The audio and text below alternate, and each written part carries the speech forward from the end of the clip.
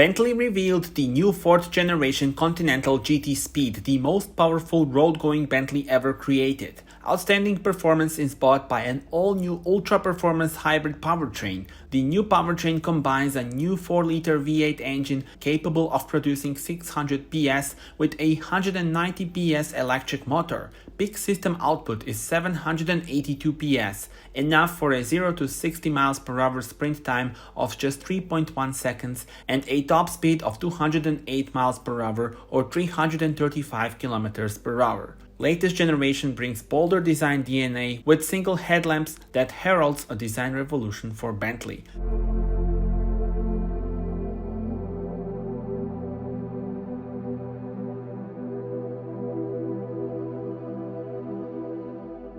New convertible GTC Speed has been launched simultaneously with Coupe sibling, providing ultimate flexibility for customers who appreciate both open-topped and closed-roof motoring. Production and deliveries of both coupe and convertible models are due to begin in Q3 this year. Tell me in the comments how do you like this model.